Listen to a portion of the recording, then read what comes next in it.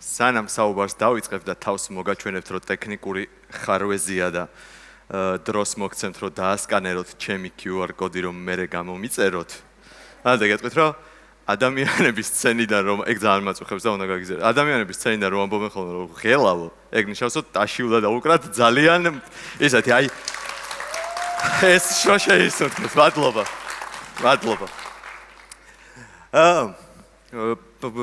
ერთი შეკითხვით, პატარა შეკითხვით მოგმართავთ დასაწყისშივე. რა სიტყოდით 3103 კაციან ღონისძიებაზე რომ გადაწყვიტოთ წასვლა, ბილეთში 50 ლარი გადაიხადოთ, გაგანია ზამთარში და ადგილზე მისულებმა აღმოაჩინოთ, რომ ისეთი ჭყლეტაა, შიგნით ვერ შედიხართ და იმის გამო, რომ ზოგ-ზოგი ერთებმა გადაწყვიტეს, რომ ჟეტონები მარტო შიგნით იყიდებოდეს, სასმელსაც ვერ ყიდულობთ, რომ გათბეთ. ორგანიზატორებს დაწყევლიდით, გაბრაზდებოდით უბრალოდ მათზე. ცხოვრებაში მათთან საქმეს არ დაიჭერდით? აი, თამთა თქვენსავით სულაც არ ფიქრობს. ჭყლეტაშიც მოვყევი, გადამიარეს კიდეც. ქურთუკიც მეცვა მთელი საღამო, მაგრამ მაინც მიხარია რომ წავსვა შევძელი, მით უმეტეს მისვლა დამაგვიანდა. რა თქმა უნდა, ყველანი ხვდებით, რომ ამ ოქროს ადამიანების ღონისძიებაზე საუბრობთ, როდესაც მადლობა უნდა გადაუხადოთ დღევანდელი დღისთვის მინიმუმ. კაცებზე და კაცები ფართიზე ვლაპარაკობთ. საუბრობთ. როგორც უკვე გითხარით, თამთა თქვენსავით სულაც არ ფიქრობს, არც ჯაბა პრინციპში, პირადად მე და ჩემი მეუღლე ძალიან კმაყოფილები ვართ. მიუხედავად, ხო გახსოვთ რეები ჩამოთვალეთ, მიუხედავად პატარ-პატარა დისკომფორტებისა, ზოგი ეგრევე ყურს. არც თეო, რომელიც მაგ დღის ბეჭდის ამოსვირინგებასაც კი აპირებს. რასთან გვაქვს საქმე და რა განსხვავებაა თქვენ ადამიანებს, რომლებსაც გაბრაზება შემოგერიათ ეს ამბავი რომ მოისმინეთ ხოლმე მოსმენით და ამ ადამიანებს შორის. ნელ-ნელა სექტას ემსგავსებით. დავიწყოთ ერთი ტაშიც და მე აღარ მოგთხოვთ და მე თქვენ გადაწყვეტთ. მოდით ცოტა ხნით დასაწყისშივე დავივიწყოთ კონტენტი და დავივიწყოთ კონტენტ კრეატორები. ცოტა პროვოკაციულად დავიწყოთ ეს საუბარი. სადღაც 2,5 მილიონი წან 1,5 მილიონი წლის შუაში დედამიწაზე ჩვენს პლანეტაზე არსებობდა ჰომო აბილისი. ადამიანების ყველაზე პატივსაცემი წინაპარი, მარჯვე წინაპარი, ესე მარჯვე ადამიანს ესე მოიხსენებდნენ, ყველაზე პატივსაცემი წინაპარი. მათ შემდეგ გაჩნდა ჰომო ერექტუსი, გავიმართეთ წელში ადამიანები, ცოტა ხანში მას მოყვა ნეანდერტალელები და ამბობენ რომ პარალელურად, მაგრამ მაინც ამას ცოტა ხანში მოყვა ჰომო საპიენსი, ადამიანთა ის მოდგმა, რომელთა შთამომავლებიც რეალურად ამბობენ რომ ჩვენ ვართ. ეს ფოტო თქვენ ფოტოა თუ სურათ მანიპულაცია თქვენ ძალიან ბევრჯერ გაქვთ ნანახი. მიუხედავად იმისა, ეს ჩვენი ეს წინაპრები ერთად ცხოვრობდნენ, ცალ-ცალკე ცხოვრობდნენ, პარალელურად ცხოვრობდნენ, რაც შემდეგ თეორიები სხვადასხვა არის, მათ ერთი რამ აერთიანებდათ. და ეს რაღაცა იყო ის, რომ ისინი სხვადასხვა ზომის ტომებად ცხოვრობდნენ.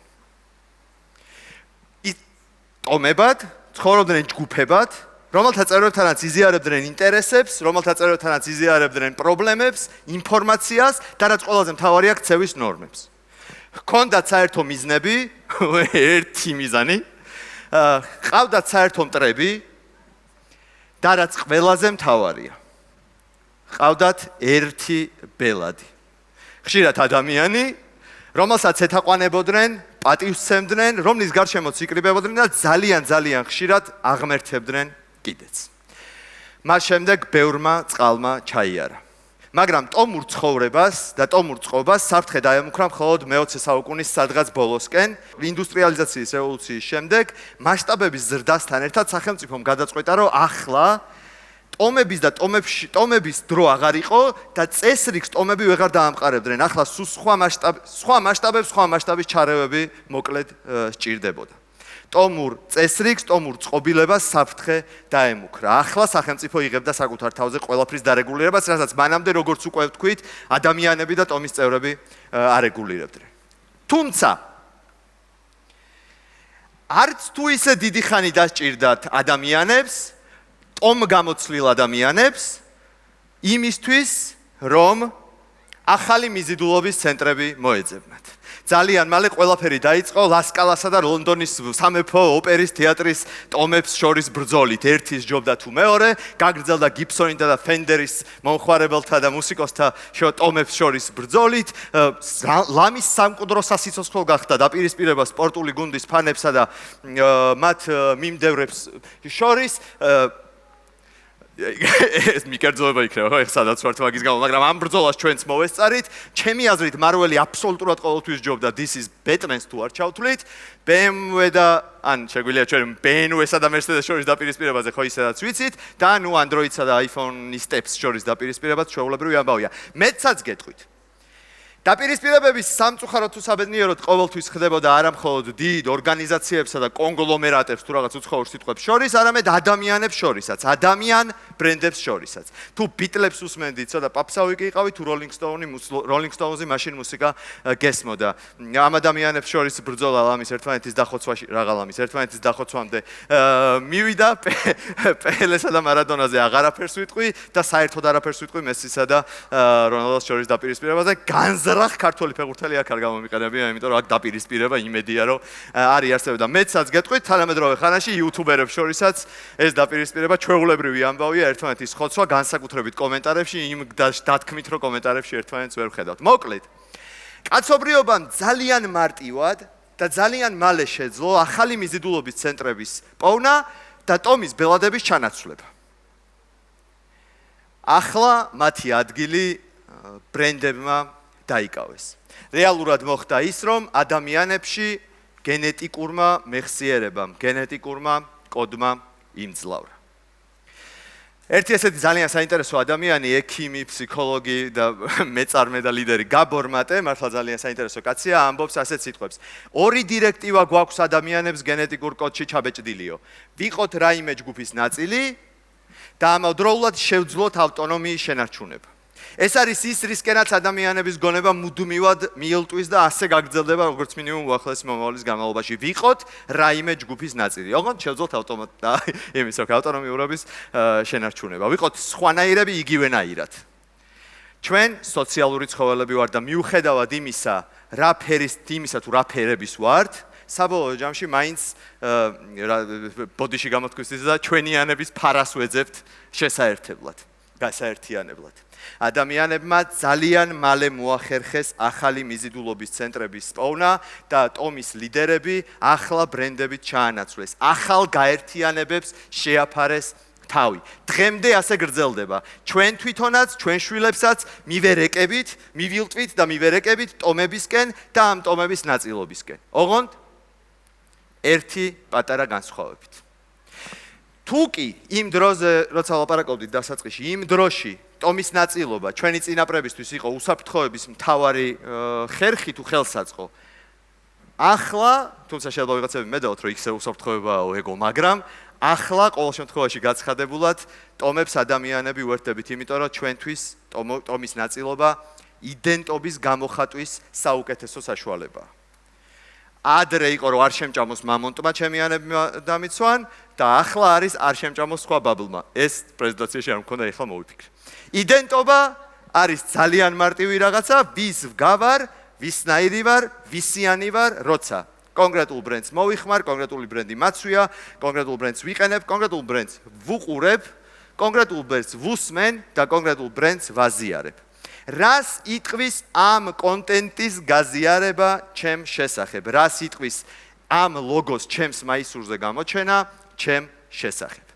მარტინ ნიუმაიერი, ბრენდინგის თანამედროვე ცოცხალი ლეგენდა, ამბობს, რომ ადამიანები, ბრენდები დღეს ტომური წყობილების აღდგენისკენ ილტვიანო. ადამიანებმა ტომის ბელადები ძალიან მალე ჩაანაცვლეს ახალი ლიდერებით, ბრენდებით და ახლებური მოწყობის ტომებს შეაფარეს თავი. შეაფარეს რა? შევაფარეთ თავი. თუ დააკვირდებით, ეს ახალი მოწყობის ვითომ ახლებური ტომები ძალიან გვანან მათ წინამორბედებს. ჯერ ერთი რომ ტომის წევრებს აუცილებლად შორიდან იცნობთ. ტომის ერთგულ წევრებს და ესეთ გამოხატული ტომის ერთგულ წევრებს. ტომის ერთგულ წევრებს აუცილებლად შორიდან იცნობთ. ტომის ერთგულ წევრებს აუცილებლად ძალიან შორიდან იცნობთ. ტომის წევრები ისევ როგორც ადრე ტომური ზედმეტსახელებით მიმართავენ ხოლმე ერთმანეთს. ეს შეიძლება იყოს კაშავიტა, ეს შეიძლება იყოს ჯიგოები, თუ ვინმე ხო რა თქმა უნდა. ეს შეიძლება იყოს ჯიგოები.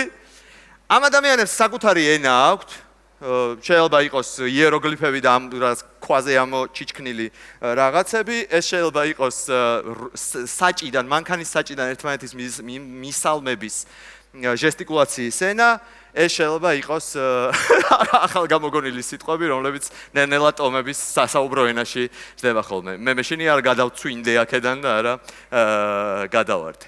როგორც წესი, ახალი ტომის წევრებსაც განსაკუთრებული რიტუალები აქვთ.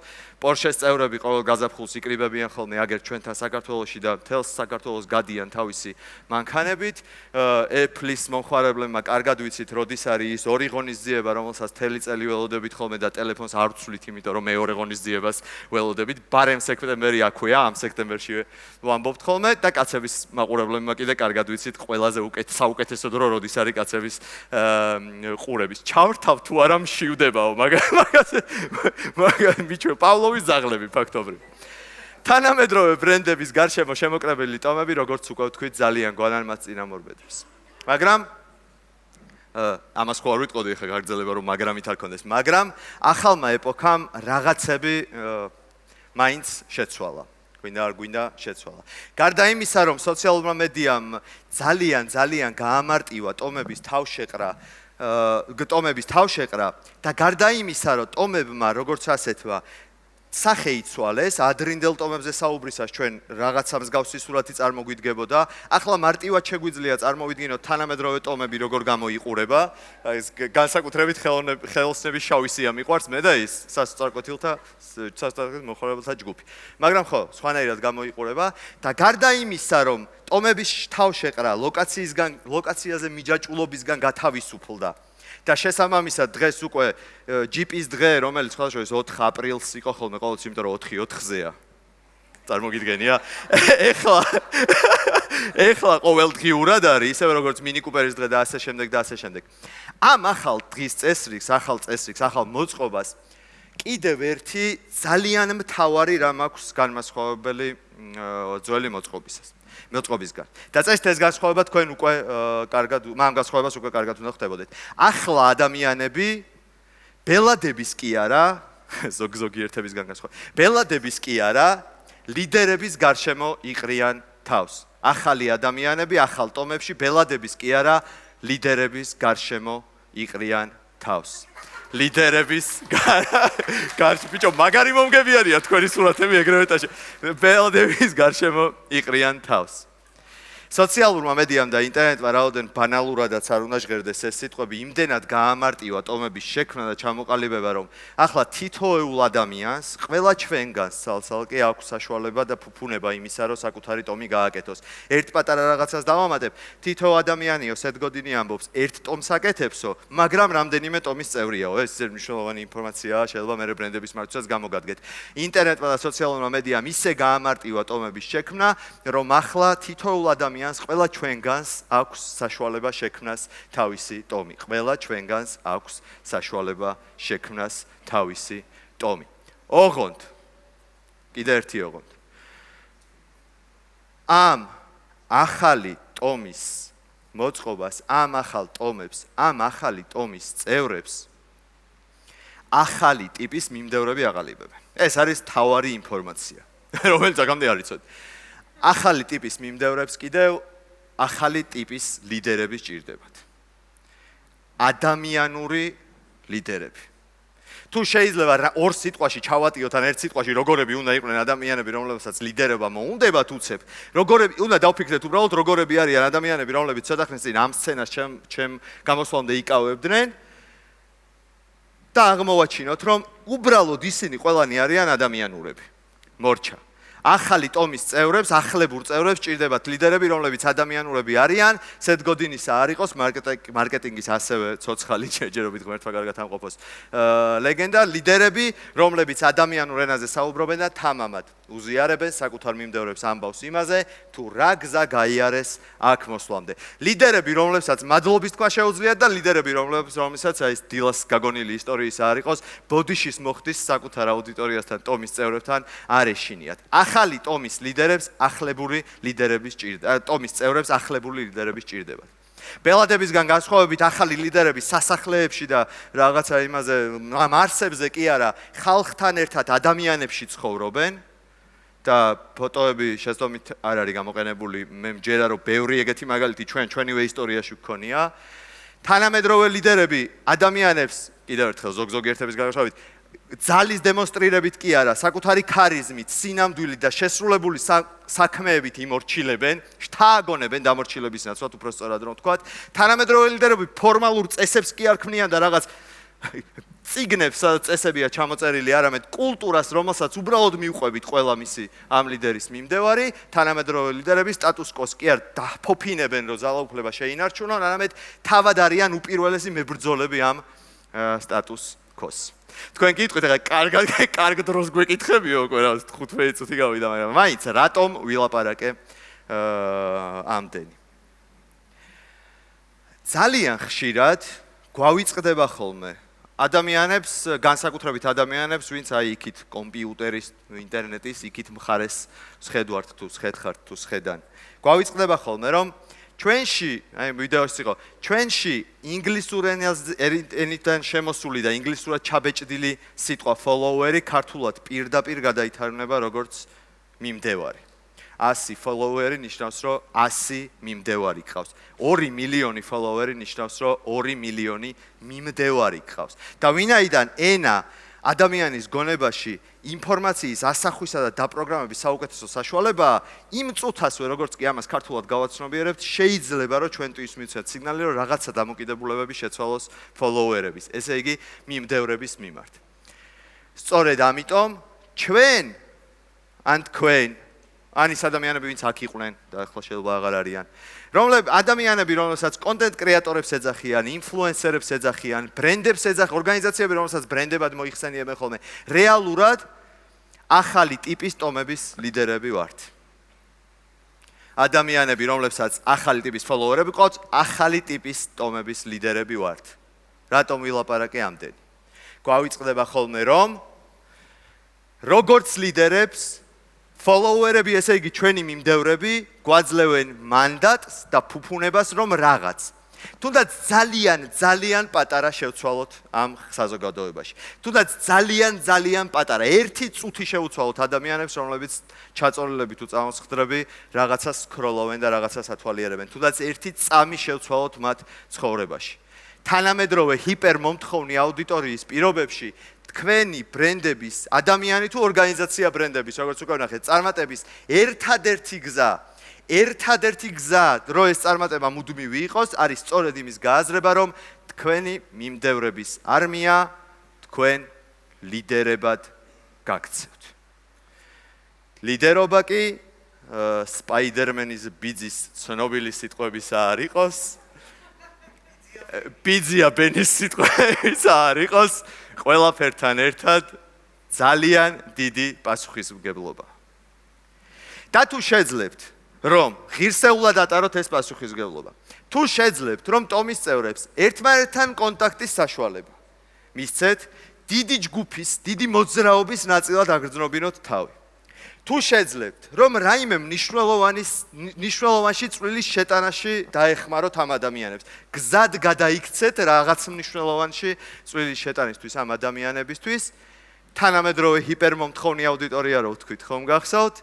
მაგ პირობებშიც კი, მაშინაც კი, როცა შეცდომები გარდაუვალი იქნება, იმიტომ რომ ნებისმიერი ბრენდი საბოლოო ჯამში ადამიანია და ადამიანები შეცდომებს უშვებთ ხოლმე, ეგრე ჩნდებით ამ სამყაროში, ნებისმიერი შეცდომის შემთხვევაშიც კი, როცა მაშინაც ნებისმიერ დროს შეცდომები გარდაუვალი იქნება, ტომის ერთგული წევრები თქვენთან ურთიერთობის მხოლოდ დადებით მხარეებზე კონცენტრირდებიან. ძალიან დადებით რიგზე, რომელიც ჩემი საყვარელი სურათი არის მართლა ამ ხალხს. თათიას კომენტარი ჩემი საყვარელია, წაგიდო. ვინ ყოფილხართ აუცილებლად ახსოვნიში ფაქტი. ვინ ყოფილხართ 300 კაციან ქორწილში, სადაც აურზაური და ერთი ჩხუბი მაინც არ მოხვდარა. 3103 კაცი კი იყო, მაგრამ ერთი ჩხუბი არ მოხვდარა იქ და ასევე დადებით ხარეებზე კონცენტრირდები. იმ პერიოდში როცა ყველა ერთად შემოგიტევთ, იმიტომ რომ ეს პერიოდები რომ ვიღაცებს ხანდახან ძალიან მალმალე გვიდგება ხოლმე, ხანდახან ისე რა, მაგრამ როცა ეს მომენტი დადგება, ტომის ერთგული წევრები კბილებით დაგიცავენ. ჩემი აზრითო, ფერადი ამბობს. ფერადი. ჩემი აზრითო, ნამდვილი გულშემატკივარი ერთი ჩავარდნილი ფართიის გამო აქ პოსტებს არ გამოდებს და ხალხს არ ალანძღინებს კაცებს. უკაცრავად ვის არ შეშლია. და მაშინ, როცა ამ ყველაფრის გამო უცხოები, უცხო ტომელები სექტანტებს დაგიძახებენ. თქვენი ტომის ერთგული წევრები კი არ გაბრაზდებიან ამ ყველაფრით. გაიხარებენ კიდეც. რატო ვილაპარაკე ამდენი და ძლიერი ბრენდების შენების და შენარჩუნების ერთადერთი გზა მართლა ის არის რომ სექტას დაემსგავსოთ.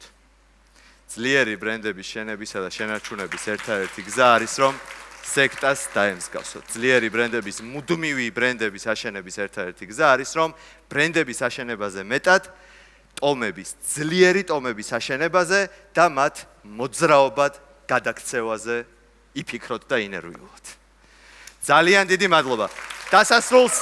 დასასრულს ერთი პატარა ჟესტი მე უბრალოდ არ მინდა რომ ის დაგვავიწყდეს რომ ვიღაც ადამიანებს ასეთი გამოსვლების მერე ასეთი განაცხადების გაკეთება შეიძლება ძალიან მალე მოუწიოთ და მე დიდი იმედი მაქვს რომ ამ სლაიდს ძალიან მალე წავშლი არა ყველაფერს რაც გვაშორებს ევროპას და ჩვენს მიზანს. ძალიან დიდი მადლობა, იდეალურები ხართ.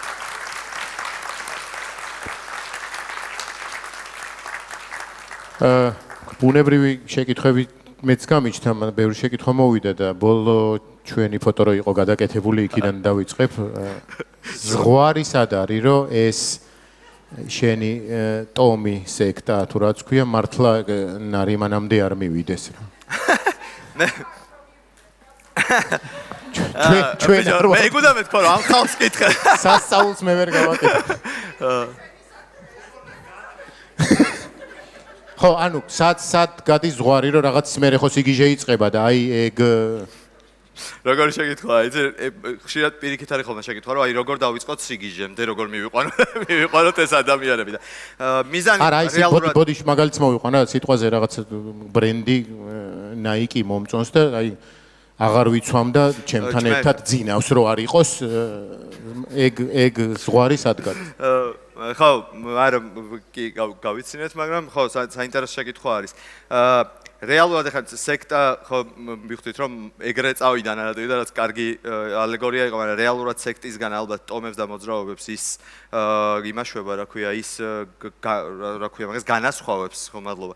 ის განასხვავებს რომ სექტის ლიდერები არიან ბელადები, უფრო მეტად რა. და ტომის ლიდერები და მოძრაობის ლიდერები არიან ერთი მათგანი. თუ ტომის ლიდერი ადამიანებთან აი ქვემოთ დგას და იქ ლაპარაკობს და ერთად არსებობენ, მოკლედ თანაარსებობენ.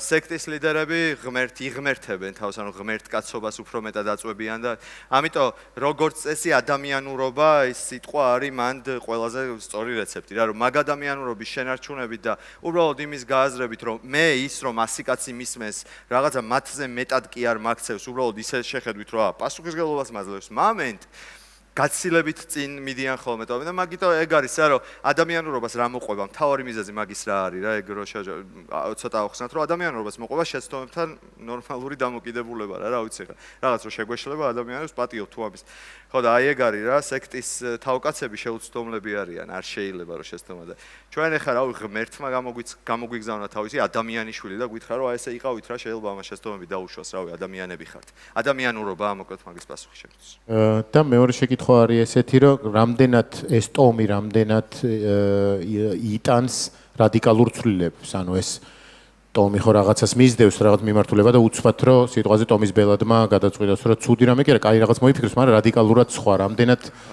დაყვებიან ხოლმე ხო არ ვიცი არა რადიკალური ცვლილებები ალბათ რაც ფარდობითი ცნებაა ცოტა რა. თავარი რა უნდა გვახსოვდეს და რა უნდა გავითვალისწინოთ და სულ თავში რა უნდა გქონდეს. რა არის ის რაღაც რის გამოც ეს ადამიანები მოგყვებიან. მე შეიძლება ფორმა შევცვალო, მაგრამ შინაარსის ცვლილება უკვე უბრალოდ ხალხს სიგნალს უგზავნი, რომ იცით რა არის, მე ხა აქეთ მივდივარ. და რავი, აბა ვინ გამომყვებით. ხო და არა, რა თქმა უნდა რა, Rolling Stones-მა რო უცებ აი Beatles-ი დაიწყოს, განა ის რომ დაკარგავს ყველას, ან განა ის რომ ახალს ვერ შეიძენს და Beatles ცოტა მომდევარი ყავდა პირიქითაც, ხო? უბრალოდ შენიანების ნაწილს ეუბნები რომ რა ვიცი, ვინც ჩემთან მოდიხართ, გამომყევით, ვინც არა. და აი განსაკუთრებით ისაც შემთხვევებში სადაც ეგეთი მაგალითები გვაქვს და არ მოვყვევით თლად რომ არის იმას თქვა. მან ხვდებით ხოლმე რომ ეგ არის რომ კარგავთ რავი, ეს მიმდევარი შეიძლება იყოს მსმენელი, შეიძლება იყოს მომხარებელი და შეიძლება ამორჩეველი იყოს რა და ეგ არის რასაც არ გუპატიობს ტომი, არ გუპატიობს იმიტომ რომ ეს ჩვეულებრივი ამბავია რომ მე რომ გითხრა რომ წამახა გორში წავიდე და გზიდან გითხრა რომ მოდი აქ გორში არ გვიდა რუსთავში მოუბრუნდეთ. შენ თუ გორისთან ხარ ჩემთან წამოსული ხარ რუსთავზე ხო შეიძლება ჩემთანაც გინდოდეს და გამომყვე მაგრამ ეგრე ფაქტი აღარ არის რა. ამიტომ არა, რადიკალური ცვლილებები არის ნიშნავს ახალი რადიკალურ ცვლილებებს ტომშიც. ეგრე შევხედოთ და ეხლა იმას ვინ მოყვება იმაში ეგ ოკეი. ძალიან დიდი მადლობა შოთას აპლოდისმენტები. პირიქით. განსაკუთრებული მადლობა კაცებისგან.